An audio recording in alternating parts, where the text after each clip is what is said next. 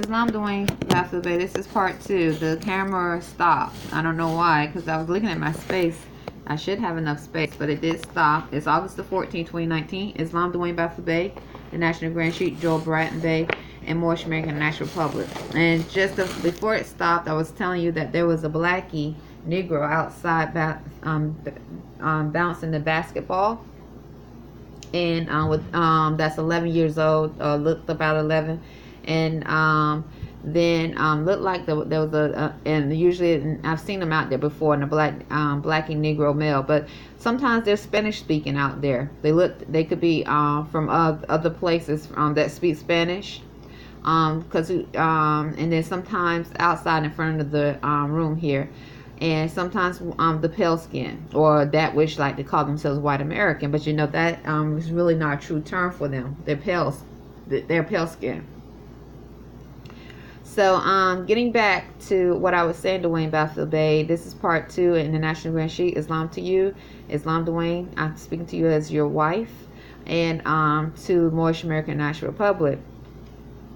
As I was lying next to, at the time, was my husband, Masal Bey, which I had not had Abbas Malik Bey yet. This was in 1999. I had Abbas Malik Bey March the 20th of 1999. This was in 1998, excuse me, that I experienced this. But I had Abbas Malik Bey March 20th, 1999. And once again, it's not just the blackie Negro. Sometimes it's the Spanish speaking. They look to be Mexican, El Salvadoran, whatever, South American, whatever, or other brown skin bodies that maybe represent that speak Spanish. So, but at the time, when the camera went off, it was a blackie Negro. Okay, so and it could be, and also pale skin. Okay, so I'm getting to a point. So as I was lying next to Masal Bey, which at the time was my husband, in the year of 1998, I saw a black figure. I thought I was awake, but I wasn't. I was still asleep over him. His name is Bey, B-E-Y-E, and he's from Senegal, Dakar, Senegal. And I didn't have any information or recall the information of me being a Moor because I was still sleeping. And this is part 2. So part 1, just go back, and if you can just listen to give you an insight of why, how this comes about. And I told you once again, Dwayne Bey, and my family, we weren't taught about spirituality like that. And most of the spirituality we learned was through the TV, at least for me and Magic, through TV. We, of course, through different books of the Holy Bible, like Moses, and hearing about Moses parting the sea. And so we thought of the great Father God Allah as being mystic, but definitely something outside of ourselves. Mystic, like something we need to be praying to, not relearning how this mystic energy is within us, and we're supposed to be relearning how to harmonize with that great spirit, and also have respect for that which is unknown, that also is a governor, okay, of the universe and the earth, which is in the universe, and in the spirit of the universe, the spirits of the universe, the planets, that's Allah. So I just and I'm still relearning this. So as I said, that someone, especially about the Spanish, said paid you. Okay, and so I noticed that when I speak about Spanish, because they seem to be the most sly in reference to abominations that speak Spanish, in reference to unclean spirits, most 9 times out of 10 or 10 times out of 10 are disease, abominations. They try to really be sneaky and sly as they try to engage and try to spiritually possess. Okay, so anyway, let me continue. As I was lying next to my husband at the time, which was Masal Bey, I saw a spirit over him. I thought I was awake, but I was not. And the spirit was, it was a female spirit. And once again, I had my, recalling this information, this is in 1998. Okay, I was young. I had to, so I think I was 24 when I had a bass, so I was probably about 23 years old. I was young. I saw this spirit over Masao, and we were married, but I was not pregnant, or if I was pregnant, I hadn't had a bass yet. Okay, let me say that I could have been pregnant, but I hadn't had a bass.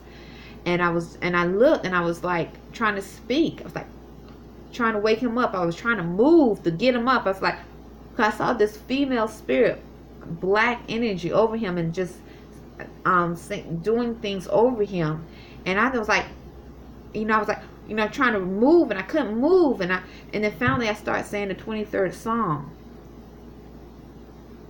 I started saying the 23rd Psalm.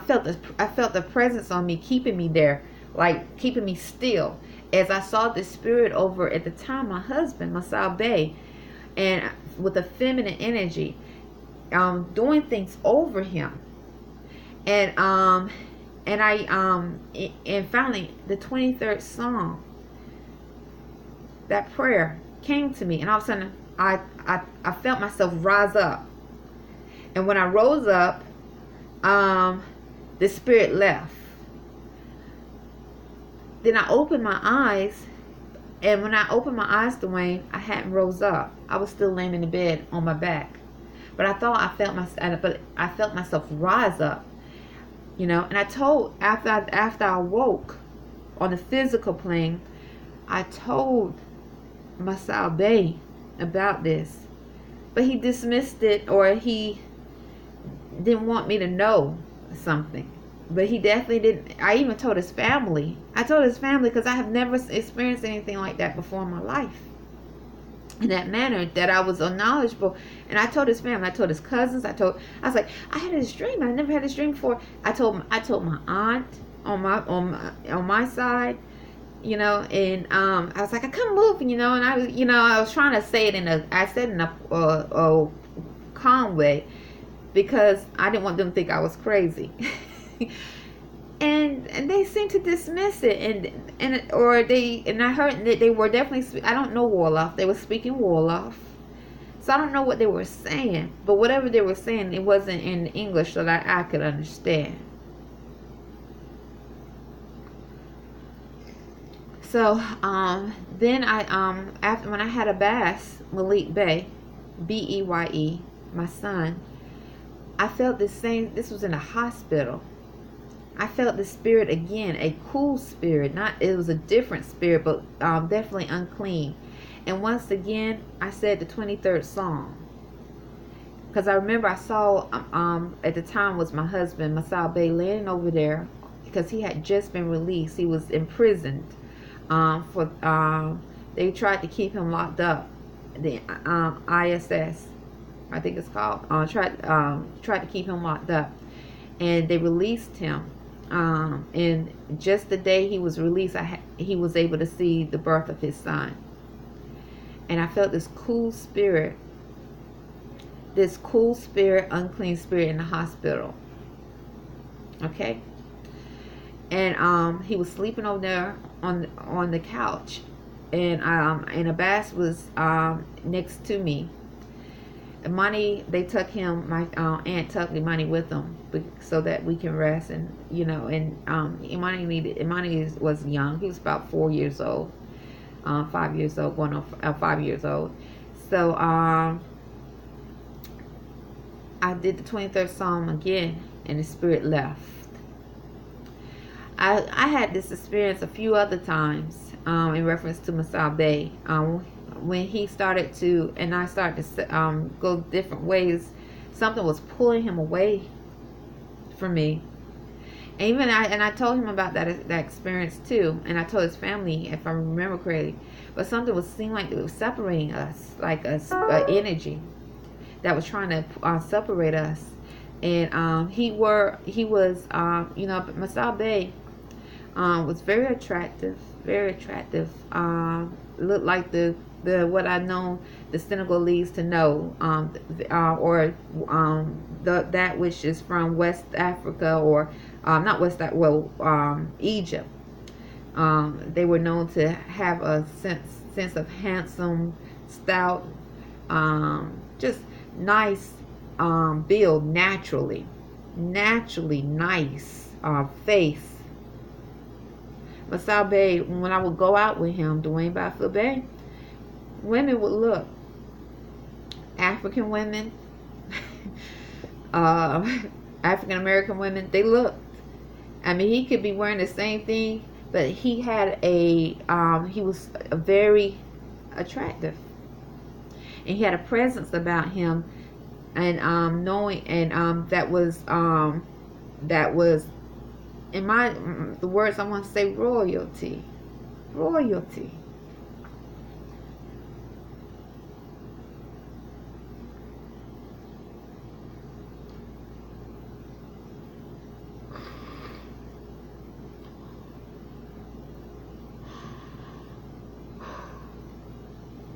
So I felt like something was pulling us away.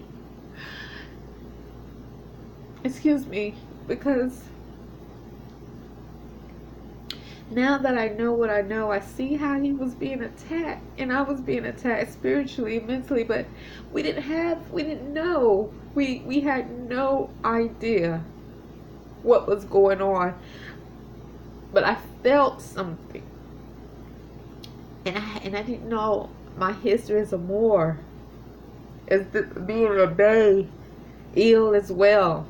Because I definitely feel the ill presence in me. Ill presence. So ill and bad. So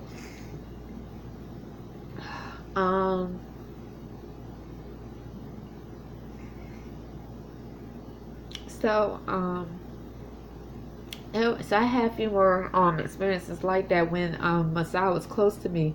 I was a presence trying to hold me down to keep from reaching for him. I thought I was awake, but I wasn't. My present spirit was reaching for him to get him, but I couldn't get him. And I woke up and I'll be still in the same spot, and I would say prayers in my mental state, and then all of a sudden it'll go away. And I had no idea of this this spiritual magic. I had no idea. It was something that naturally came to me to do. Allah is great, Dwayne Byfield Bey. Allah is great.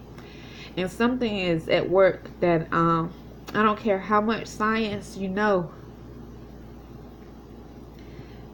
It is powerful. Allah is powerful. So in the year of 2011, Moorish American National Republic, and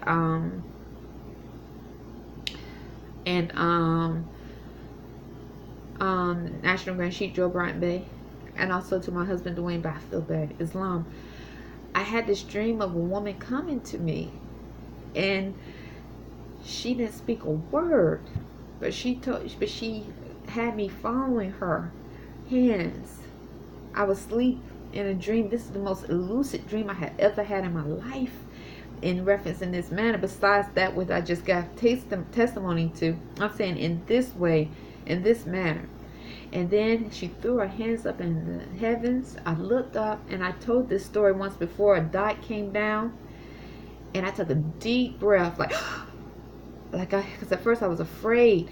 And as I opened my eyes, I just saw white fumes all over the place. And I took the breath so deep. It was like, my children shook me. They're like, "Mom, wake up, wake up, wake up!" But I was, I woke up, and I was like, "I'm okay, I'm well." I'm okay. I didn't say well, but I said I'm okay. This is Imani Gray Bey now in Abbas Malik Bey. And that's when I started to really want to know about different aspects of esoteric or esoteric magic, and I want to make sure, or esoteric knowledge. So esoteric and and spiritual knowledge. So, and I started to listen to different Moors that spoke of different building altars, and I was what drew me was mostly was a lot of Dr. Aleem and Kadir Bey's teachings about being a Moor, and I respected them. I have never felt like I was feeling it that during this time in 2011, and it was happening so fast. I had no control. I knew I just wanted to spend a lot of times at these magic shops, buying herbs, burning herbs, getting trinkets, doing things, building altars, pouring libations, things I had no idea. I'm staying up looking at these videos from different Moors that spoke of magic, and just trying to grab. I'm buying books, books about the stars. They came before Columbus. I brought 2 books in Egyptology I never read. It was 2 very thick books. I forgot who the author was, but it was recommended. I think Dr. Aleem recommended it, or somebody recommended it. Just a lot of books about that was out of the ordinary in reference to magic and spirituality. And I left all of them in North Carolina. When I left the house in North Carolina, what was it? 573 Airport Road, Warrenton, North Carolina. I left all that information there. But the reason why I'm bringing this up is to say that I respected Dr. Aleem and Kadir Bey. I truly did. And if they, I remember when I was having dreams, and I sent emails about my dreams, and about animals I was having, and my experiences that I was noticing that I never noticed before. I was just sending them emails, and I was just telling them about it, and because I was like, definitely they will understand, and they won't think I'm crazy. But I tell my aunt about this, who never spoke to me about such things, or anybody in my family. They probably think I'm crazy. And my mother, who was diagnosed as being schizophrenic, and that was brought up a lot of times. And